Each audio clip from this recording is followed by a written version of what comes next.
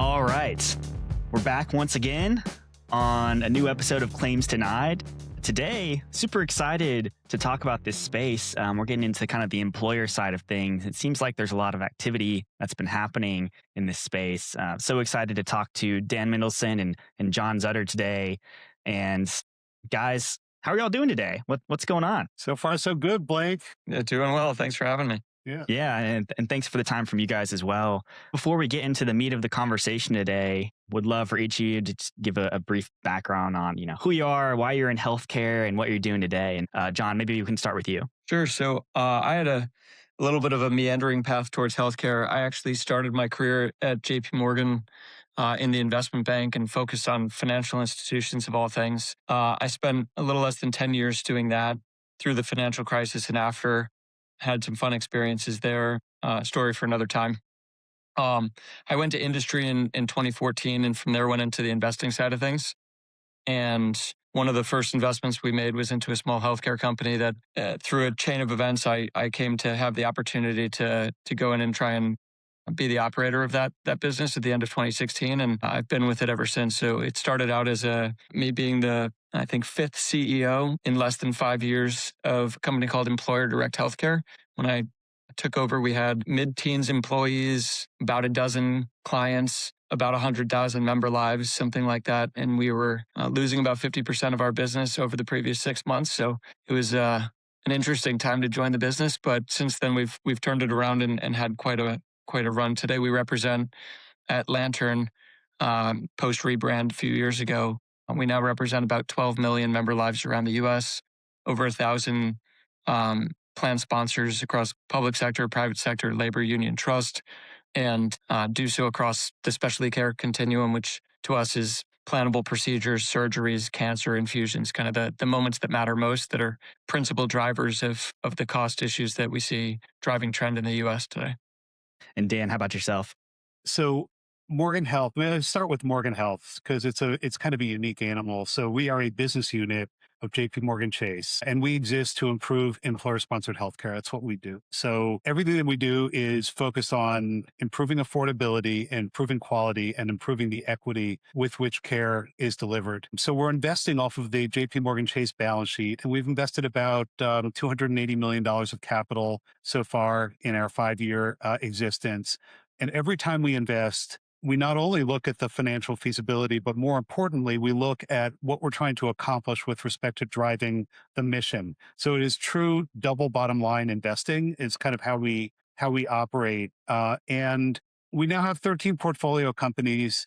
They're all focused on kind of various aspects, better primary care, better digital engagement. With the introduction of John's company, it's focused on better specialty care for employees. And those are really the things that matter to us. We also have a great program focused on small business, because if you think about it, we have about 180 million people in the United States getting their insurance through their employer. And about half of them are small and medium-sized businesses. And these are businesses that are really struggling right now with healthcare.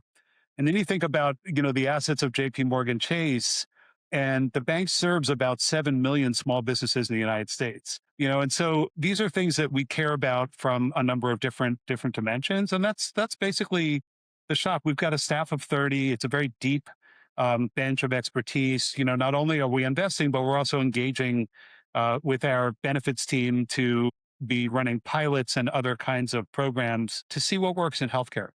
That's what we're doing. Yeah, I love that. And you guys both have a ton of experience in this space. And I think the first segment of this I want to dive into is just y'all's company histories, because they're both pretty interesting. And maybe John, starting with you kind of alluded to the fact like your headcount was low and maybe the economics weren't great. Like what spurred that turnaround in your opinion? And what was kind of that journey like? So I think there's a couple of things to it. First is the industry had to go through a couple of cycles of trying to figure out ways to solve problems. And so we were fortunate to kind of be able to work our way through a few of those cycles and now find ourselves very much kind of right place, right time. But as I think about that, healthcare costs and the sustainability of trend has been a consistent problem for quite some time. The market has tried to address that in a variety of different ways. They thought about, how do we give people more skin in the game, which is really risk transfer, making things more expensive and hoping that you become a better consumer. Then they said, well, now we ought to give people tools to make better decisions. So, give them transparency tools, align incentives with HSA accounts, things like that. Then, people didn't really understand that. So you needed to provide navigation. You wanted to gamify some of that. And so you saw some of those themes. None of them really started to bend the cost curve the way that people hoped. COVID came around and there was a lot of focus around how do you help people virtually? How do you help people when they're no longer in the office? How do you help them when they can't necessarily go to the clinic or the facility or the provider that they otherwise would? And that led to a kind of a rise of telemedicine and virtual care solutions. It also led to kind of an increase in inflation. On the flip side of that, people are saying, well, now I've got really astronomical trend and where is it coming from and how do I solve it?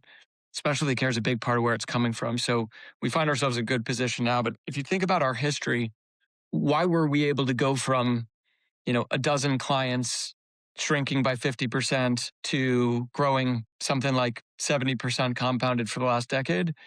I think it has to do with finding the right product market fit. So we started in the center of excellence space, and we're not the first version of a center of excellence approach to specialty care. In fact, there's been a number of employers that have gone and been very vocal about how they've done direct contracting.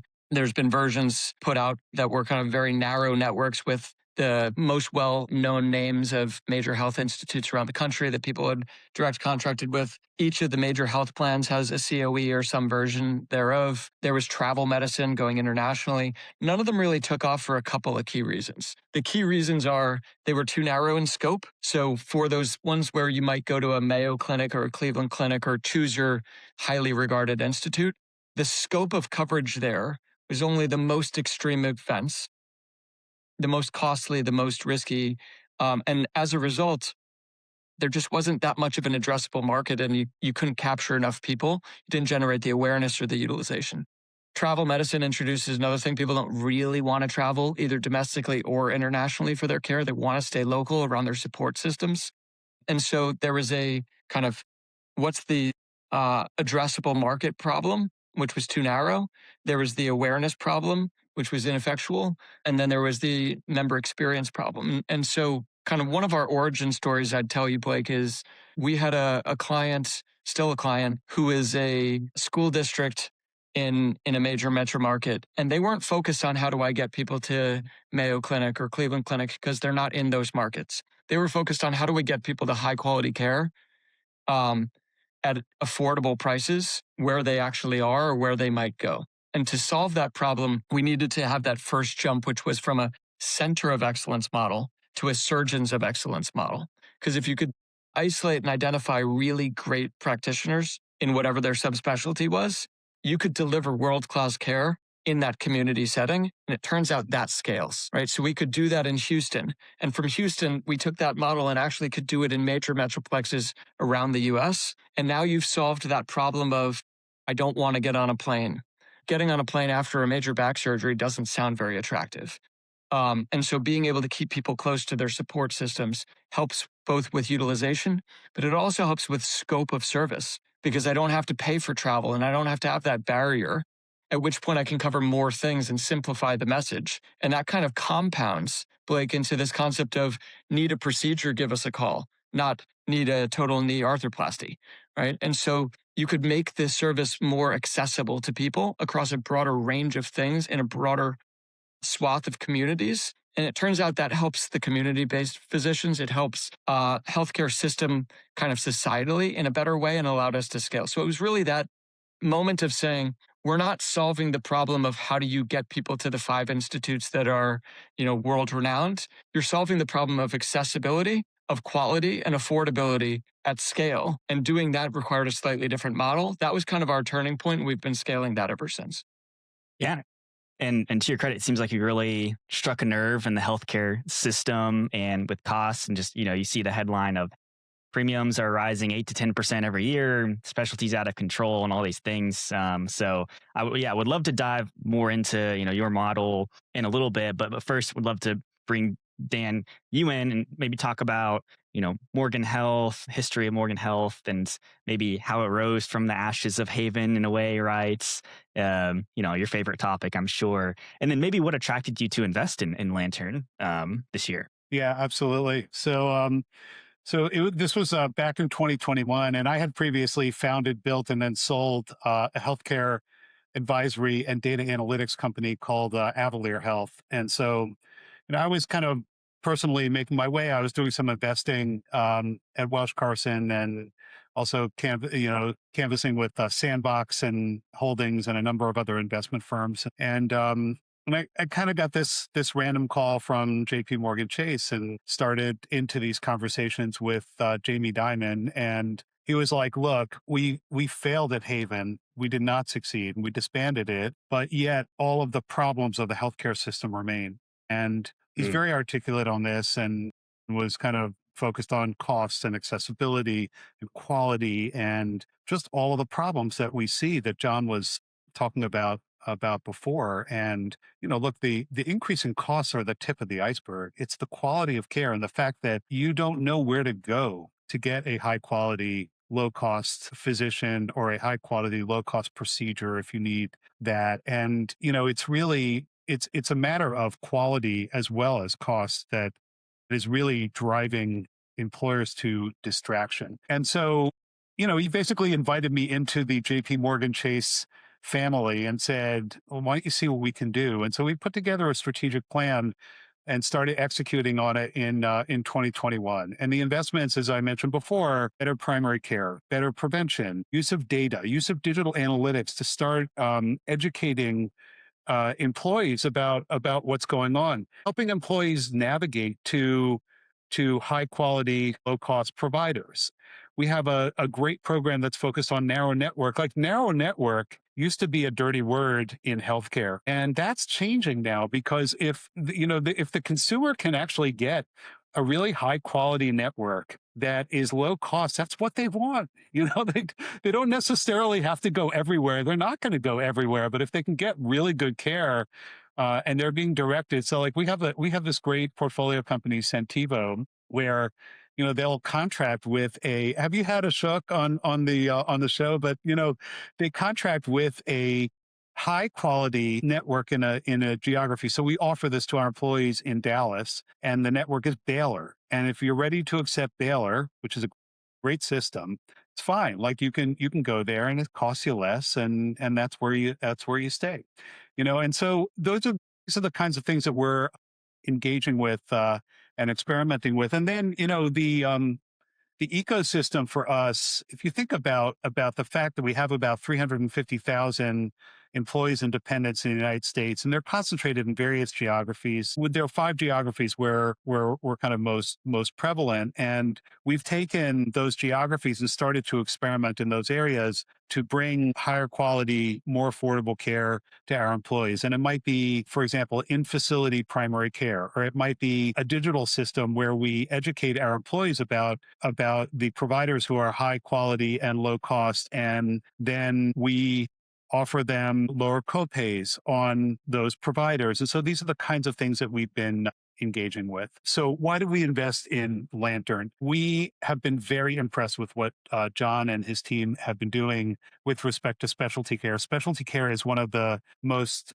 rapidly growing cost areas. And it's also a place where, frankly, it's hard to get good care. It's hard to find the providers, And so the other thing that I'll say is that the traditional networks, the networks that are commonly deployed in the kind of traditional fee-for-service stuff, are failing. They're just not working. Yeah. And so, like, the employees go on and they don't know where to go. They don't know how to navigate the system. They don't know. And then, by the way, like, even just try to get one of these providers to operate on you, it's really super difficult, And so it's a matter of the navigation and the availability and the cost. And these are the problems that John and his team are solving with Lantern. And so they have created networks that it's really what networks should be. It's attended to quality, attended to availability, really focused on the cost side, and they're saving money for America's employers. And so the more we kind of got to know the business, the more excited we were about it. And then they agreed to have us come in and engage with them. And look, when we invest, it's really a partnership. Like it's not like we come in with a relatively small allocation of capital because it's not about trying to put a lot of money into the companies. It's really about creating a partnership where we can help the company succeed. And so we have a range of projects that we're working on with John and his team, whether it's in the policy area or whether it's in finding ways into some employers and some health plans where it can be helpful. And so it's really for us. We're a very actively engaged partner when it comes to working with the portfolio companies that we've chosen. Yeah, that's fascinating. It's super helpful background information. Thanks for diving into all of that. And something that I can't help but index on is you kind of talked about how more or less like, and correct me if I'm misrepresenting, but the current state of kind of managed care and like network design and these sorts of things are failing more or less. I did say that word, yes. I think it's fair. But maybe it's a little bit of a loaded question, but Yeah. how do you see like with so much kind of employer experimentation and unbundling and other sorts of things? You mentioned Centivo and Baylor and Northwell. Folks are really Yeah, going hard on these things. What is the role of the payer or like managed care become? Like, do you see that model being disrupted or less relevant, or because it Yeah. seems like there's just a lot of pressure on them from all sides. Look, I'll say for my part, and I want to hear John's answer to the question too, but for my part, I'm close with a lot of the CEOs in the space just from history and because, I've been doing this for a long time. And I got a call from one of the CEOs of one of the largest health plans. And he called me up like right after we did this big announcement and Jamie was out talking about, we're gonna do what we can to improve employer sponsored healthcare. And he called me up and he was like, Dan, I just want to know one thing. It's like, are you friend or foe? And my response was, that's up to you, because like we need to innovate and we're impatient. But if a health plan wants to innovate, like we're all there to help them out. Like I don't come into this feeling like we have to be the solution. We do everything in partnership. So we have really good relationships with the health plans and we want to see them succeed.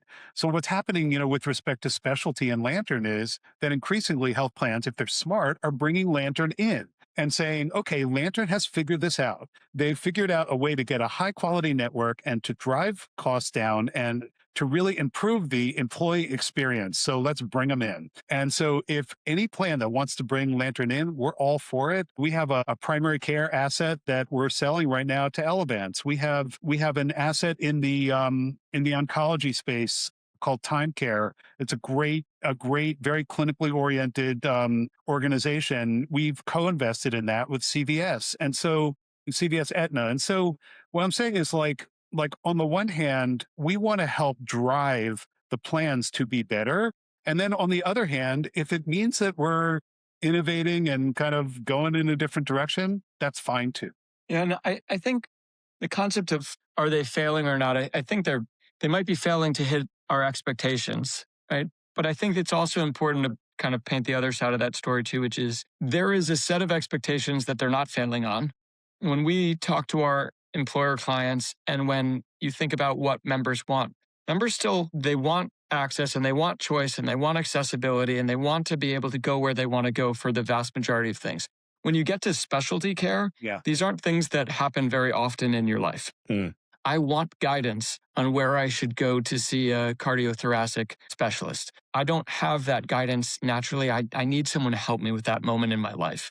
But people don't want restrictions on where they're going to go see a mental health professional. There's already a scarcity there, right? They want to make sure that they can. Like, I don't think most women want to be told they can't go and see their OBGYN, right? They want to be able to maintain those relationships and the flexibilities in those relationships. So there are places where open access is really important. It's important that you're not getting out of network charges when you go to the, emergency room when you're on vacation and your kid's sick and you got to do that sort of thing.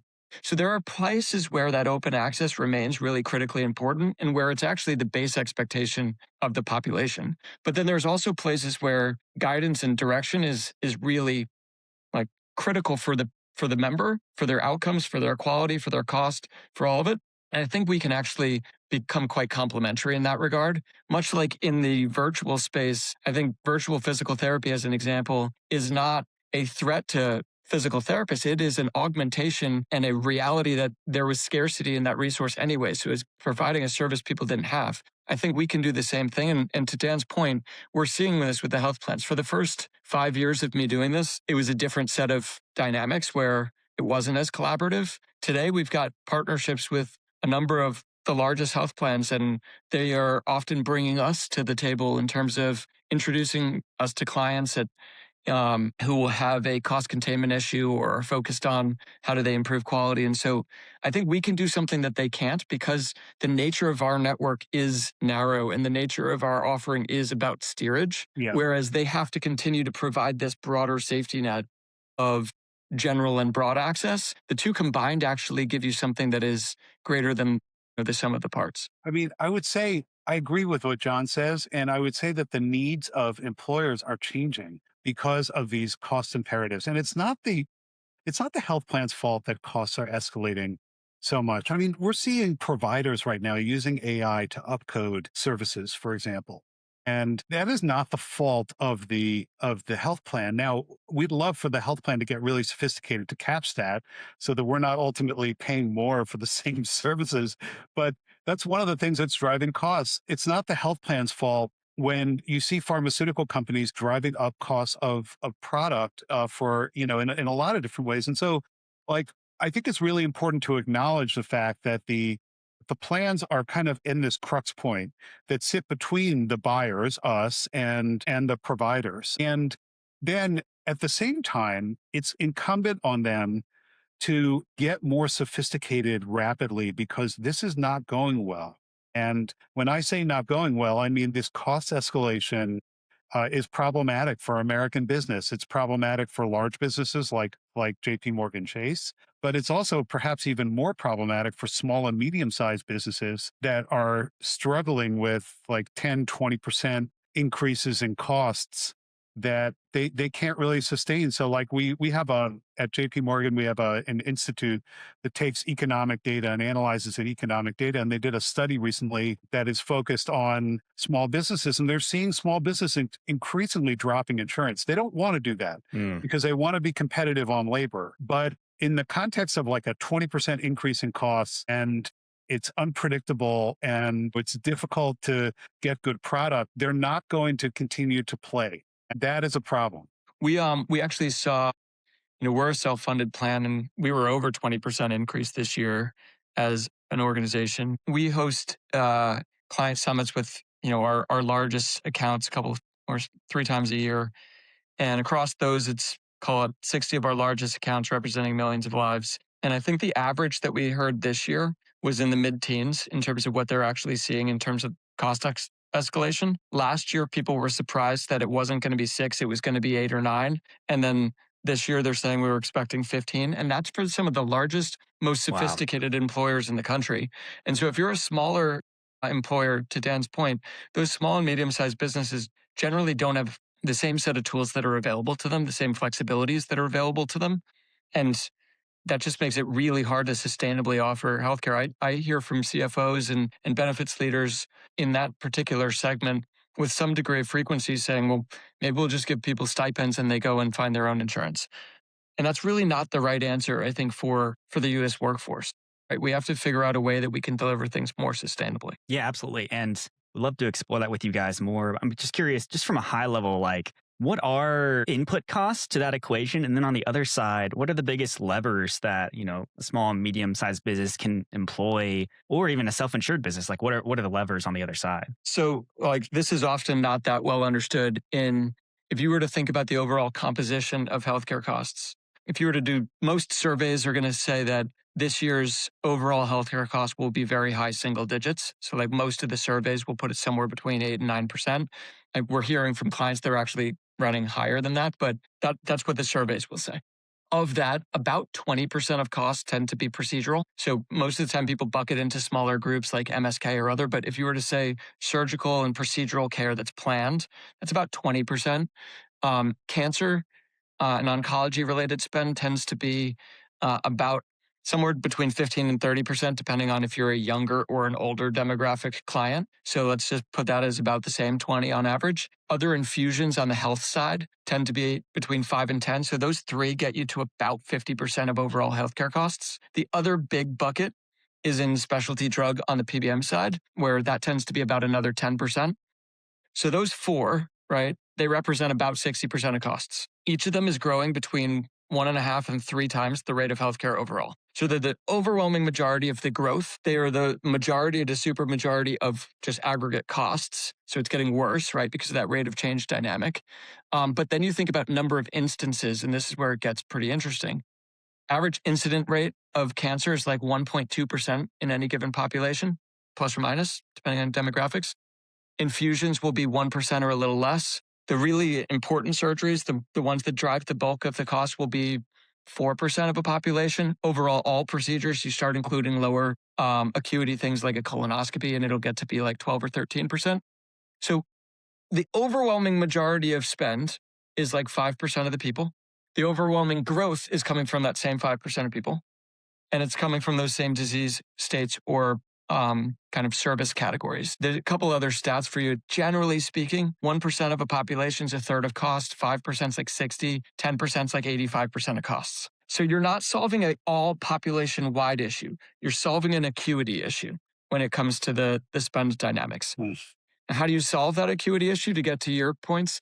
I think this is reflected in Dan's portfolio, and so he should weigh in here as well. The tactical solve is in that later stage stuff. It's specialty care. It's how you procure drugs. It's how you think about clinical optimization, avoid the wrong treatments, avoid the wrong diagnosis, the wrong procedures, get people on, bioequivalence, get them in the right site of care. So optimizing care for the complex stuff is the tactical solve. The strategic solve is both network construction around steering people to the right things, all right? And then going further back, it's making sure people have access to the care that keeps them out of those high-risk buckets in the first place. And that's about primary care availability. Not enough of them in the country. And so you have to do virtual, you've got to do digital, you've got to do in-person. And so it's how do you keep people healthy on the front end? But that's a multi-year societal approach. And then it's how do you steer them as they have those moments? And how do you optimize them in those moments? Yeah, that makes a lot of sense. And it sounds like you design, your business around many of those concepts. And Dan, would love for you to chime in as far as, Sure.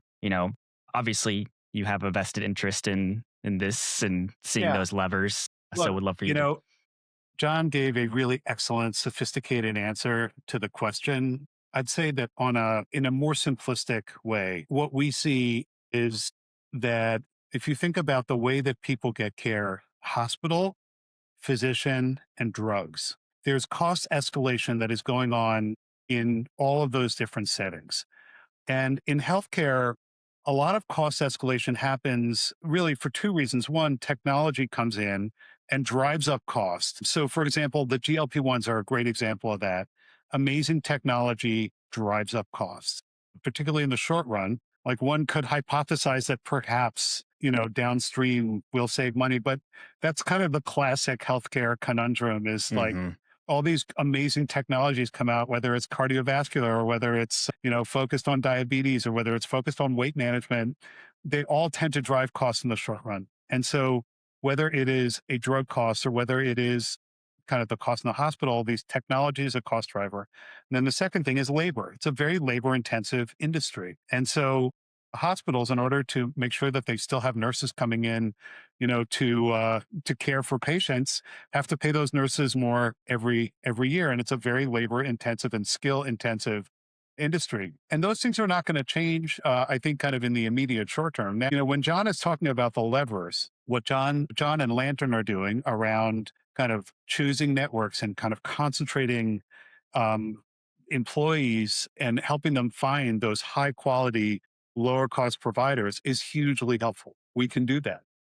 We can use AI, and a lot of what's in our portfolio is focused on better deploying AI to improve efficiency, and so there are a lot of things that can be done both kind of front end and back end to improve administrative efficiency through AI. And those are things that we will and do invest in as well, so we look at those underlying levers, labor and technology in hospital, provider, and drugs. And we come in with these levers, whether it's AI or whether it's, better networks or whether it's, better use of data and analytics to drive improvement in patient care. And that is really how we engage.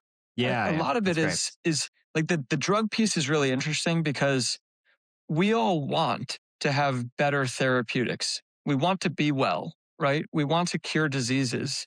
And that, like, the science is doing amazing things in that regard. And the science is really expensive. Yeah. But it also has dysfunctional market economics, right? And so a lot of what like the solves are from a structure, you're not going to, nobody wants to, nor are you going to be successful at stopping the rate at which science progresses of coming up with new and creative ways to solve problems. Yeah. And that is a really good thing. We should celebrate that. Right. Absolutely. The market dynamics, though, they compound that innovation in a negative spiral. And what we need to do is Yeah. reintroduce market forces to allow for, market dynamics to actually shift prices and optimize for price. And like that's a lot of what we're doing on the network side is we're creating markets in each of those places where, your broad open access network doesn't create the same market tension where you can say it has to be good quality and it has to be good cost. And whoever's going to do that's going to get the business. And if they don't, they're not going to get the business. I think, introducing those market dynamics is a really important thing. I think the same theories and the same kind of practicalities apply on the drug side. It's not where we play. And so it's not my particular area of expertise, but market dynamics is a big kind of missing piece here, where often everyone blames it's the insurance company, it's the drug manufacturer. The whole structure is kind of designed in a way that limits some of those market dynamics in a way that it doesn't in other industries.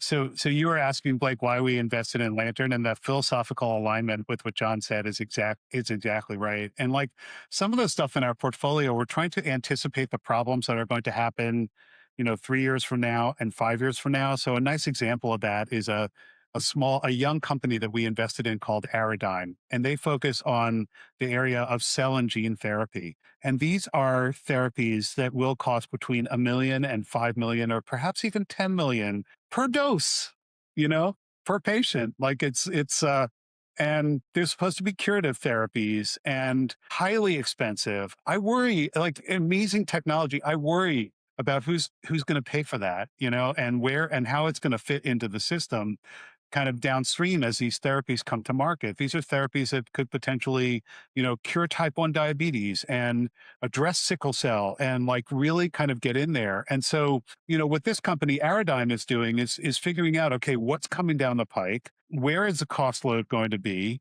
Can we negotiate performance guarantees with pharmaceutical companies? So the last thing I want as an employer is to shell out $5 million on a therapy and then it doesn't work, and so I want them to actually warrant that. And then like, where are these therapies going to be administered? Like which hospitals are going to be best at administering these therapies? And so to put the plumbing in place so that there are competitive dynamics around that, in the future is kind of another thing that we worry about. How do you think about on kind of like competition? I feel like there's been a little bit of talk about that, and especially with the administration wanting to increase competition. Like, how do you think about there are a lot of anti-competitive forces in healthcare versus just like top down, like, price cap regulation or those kinds of things? Yeah. Like, how do you think about that dynamic? I mean, competition is critically important. And as hospitals have consolidated in certain markets, it's getting more difficult to have competition, particularly in certain geographies. And that's something we really need to keep clear-eyed about as employers. And then part of it are the market dynamics where it's harder for rural hospitals to operate. And so when they shut down, like what happens to them, or if they ally with a system. So we really appreciate the administration's focus on making sure that there continues to be competition in the market. And that's something that I know that the folks at CMS, and we spend a lot of time with CMS, and we appreciate the fact that they're focused on that as well. And then there are some places where market competition is ineffective, or there just isn't sufficient, there aren't sufficiently competitive assets, and so there are some drugs that will be sole source in that, and like these cell and gene therapies, for example. And I think that government is going to have to ask some really important questions about like pricing in those markets. Because, again, like how do you price a novel therapy that is going to continue to be novel forever, that, or for at least, kind of a good long period of time.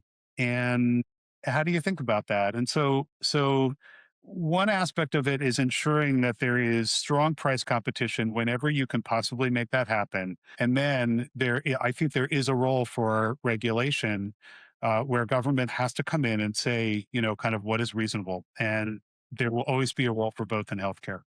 And there's another lens, Dan, I'd love your perspective on, like take cell and gene therapies as an example. One of the pieces of feedback we get from our clients often on that topic is they're torn on how to handle it, because a therapy might be curative for a really significant condition, and it might cost like $3 million.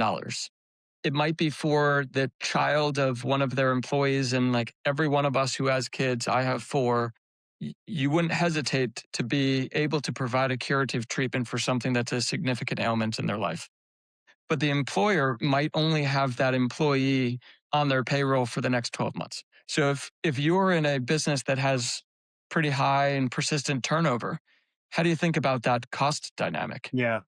And that's like a really interesting societal question of who should be on the hook for treatments and therapies that have really long duration implications, but really high costs and like societal benefits. We want them to be available. So that's an interesting one. And you think about, like, we often vilify some of the costs and some of the players in the system, like, oh, the hospital system is too expensive. Well, that rural hospital is often more expensive than the urban hospital, and there's no competition. And so we can make a competitive argument against it, but there's scarcely enough population there in that geographic catchment area for them to be able to operate effectively. That's not a universal truth about every rural hospital, but in certain instances, that's absolutely the case. And so there's these balancing act of, going to the government's going to pay for everything is like itself a reduction in competition. But conversely, there is certain aspects of healthcare that are, I think, things that we all would want to be societal benefits. And like, where does that start and where does it stop is a really interesting question. Yeah, no, it's a great question. And this question of the time horizon is very frequently, it's something that comes up in a lot of the conversations that I have as well. And I'd say a couple of things on that. I mean, first is that we don't see employers really making decisions like that in typical operating environments. So like I have never seen an employer say, I'm not gonna give a type 1 diabetic, an insulin pump and a CGM because we're worried about them leaving in a year or two. They don't really operate that way. And thank God that they don't, because it's just like you wouldn't want to see that. Like we have an employer based system. It is true that Medicare and Medicaid are the most stable, where you generally tend to have people, for a much longer period of time, particularly Medicare. I mean, once you're 65, you're in there and, you're going to be in the system, for the balance of your life. I think it is important, kind of in that aspect. And like where we see, cell and gene therapy. And one of the reasons why we got into this space in the first place is because of worry about that. And look, you have small businesses that where you start to see cell and gene therapy is getting excluded from traditional insurance products. And this is like, to this question about, the failure. I mean, insurance should be insurance and it's got to Yeah. cover the expensive stuff. And that's one of the reasons, again, why we jumped into cell and gene therapies, because like we serve 7 million small businesses in the United States. And if the product that they're being offered starts to exclude that and the kid of one of your employees needs that therapy, you're going to do everything humanly possible to get that therapy to that kid.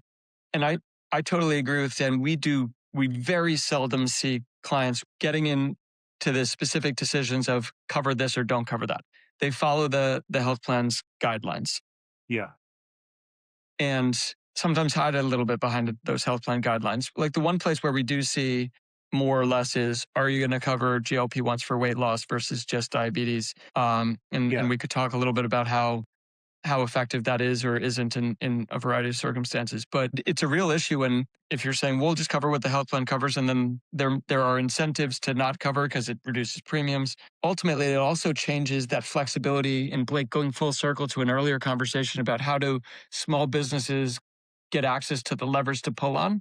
Well, the more that there are these really expensive treatments, the more that smaller businesses can absorb the volatility. And so they either have to go to fully insured or they have to have higher stop loss. It pushes the bar up for where you have those levers even higher, making it more restrictive for a large chunk of employers around the country in terms of what they can and can't even do. And I want to add one thing on this, Blake, if I can, is Of that course. employers need more data about what is working and what is not so that they can make better decisions. Like we've created a very robust data environment in our shop at Morgan Health, and we can now like look at geographies and really understand what's happening with our employee base. And we have a great portfolio company called Meritive Health that basically provides data to employers for the purpose of doing that kind of analytic work. And then there are a couple of organizations nationally. ICER is one. Peterson Institute is another. I serve on the board of that organization, where they're like taking the data and analyzing it so that employers can better understand what is working and what is not working in healthcare. And we need more of that kind of analytics, and there should be 20 Peterson Institutes, Yeah. it's really super important. And so like one of the things that we always encourage our portfolio companies to do is come to the table with really deep analytics so that the employers can really understand what is working and what is not. Yeah, makes a ton of sense. I mean, more visibility, more data liquidity. And I feel like, especially with the dawn of all these kind of AI-enabled platforms and everything, the noise just increases, but then so does the need for that data. Dan, I do want to go back to something and triangulate a few things and get y'all's perspective on this, John, as well. Talked about AI, right? And I feel like there was this big wave of kind of HMOs and so forth in the late 90s, right? And from what I understand, a lot of consumers, while HMOs are proven to, from a steerage perspective, help with costs and those sorts of things, consumers seem to hate HMOs and steerage, right? And neural networks, you mentioned neural networks are kind of a dirty word. So I'm curious, is there an AI play here? And I'm thinking of certain players that, you can use AI to like help you navigate the system or answer questions and then use that as kind of a steering mechanism toward those higher cost providers. Like, is that something you guys have explored or are exploring or thinking about? And I'm just curious about using AI in that way. No, absolutely. Look, I think we do a lot of listening to consumers, and consumers are highly frustrated about the fact that while they can use AI to get kind of common answers to common problems, which all of us do. I mean, let's face it, before you go into the doctor, like it was Google and now it's AI. And now you're like going on Chat GPT and trying to figure out what's wrong with you before you go to, and everyone does that, but that's not integrated into the health benefit. And, that's not being used for steerage, and it's not being used, kind of in the parlance of the plan. And if you think about the way AI is being used in healthcare today, in hospitals, passive listening, coding, like a lot of coding is being done using AI, medical notes, that's great. Perhaps it's making things more efficient. So there's a little bit of good and bad kind of mixed in there. And then increasingly what's happening is that AI is being used to help guide various aspects of care. And so our portfolio company, Time Care, for example, is very deep into AI to help with cancer care navigation. And that's good. Like it can really help improve things, although it's all filtered through clinicians, and ultimately it's the clinicians who are helping make the call for the patient. It's not just kind of an unfiltered read of AI. But I think that on your question about narrow networks, we are coming into a really different time right now. And I don't think that we can use the experience of the 1980s to drive what is happening today. And consumers expect there to be an active form of navigation and expect that it's going to be intelligent. I think increasingly they're going to expect that there's proactive outreach. Like, I want to know if I need a tetanus shot or if I haven't gotten the colonoscopy, there should be outreach that Yeah. comes in to me as a consumer. And that's a great AI use case, So And kind of like so, behavior change through nudges is essentially yeah, like proactive. Yeah. Yeah. Makes exactly. sense. Like we want and need that from our healthcare system. So that is something that I do expect. And then, like I look at again, like, what Lantern is doing, and that is steerage. And employees love that. Like they want to be helped to find a high quality, affordable clinician. They want that. And so it's really a matter of like building that into the system in a way that respects their choice and autonomy. And that's ultimately where I think we need to go. Yeah, I'd just add that I think we are in a really interesting time, and I think that the developments we'll see in the way that people experience their healthcare over the next year, 2 years, and 5 years will be really profound. But I'd make one thematic one, which is we want and expect intelligence. When you search for something on Google, you expect it to be a a precise answer that's relevant to your search, right? When you go on GPT, you want answers that are relevant. Like people have a thirst for information, and to Dan's point, healthcare is often incredibly disconnected from that for a variety of reasons. It's also, we're all a little bit scarred by, you go on some call center experience and it's a bot on the other side and it's click one and it doesn't work and all of that stuff. But I think healthcare is inherently unbelievably complex. It has so many permutations of outcomes and you want personalization, right? You want it to be tailored to your experience, and your experience is like your fingerprint. It's unlike others. And that makes it really hard for it to be done in a traditional kind of deterministic fashion. It actually is like extremely well tailored for the way that AI works in terms of probabilistic approaches to solutions. Like that range of and distribution of outcomes is well suited for that as a toolkit. And I think over the next couple of years, we're going to see that we can bring better intelligent solutions and better guidance and navigation that is more personalized to the patient and more connected with their story because of the technologies that are coming out today. Yeah, it's super exciting stuff, and I'll be interested to see what is traditional friction between neural networks and consumerism with the dawn of AI and what you guys are saying. So that Mhm. seems like a Yeah. pretty important area. Um, Now we're talking a little bit about kind of future state. So I'd love to leave the last healthcare related question with from Morgan Health and from Lantern. What can we expect from you guys over the next couple years? So talking about AI and digital, finding great ways to bring that into the environment, that's a major focus of ours over time. I think it's also very related to what's happening at the bank right now, which is that increasingly AI is being used to drive all facets of operations at the bank. And so tapping into that depth of expertise is exciting for us. We talked about small business. Small businesses need better solutions right now. And we hear from them, and they're frustrated, and Mm, they want to do their part, and they want to be able to compete on labor, and that's a place where it's super important. And then the last one I'll mention is we're increasingly focused on rural areas, and JP Morgan Chase has a new initiative called the American Dream Initiative, and it kind of stems from this idea that the concept, the American dream, is slipping in the United States. And it's increasingly, when you poll people and you ask them about kind of achieving the American dream, they see it as out of reach.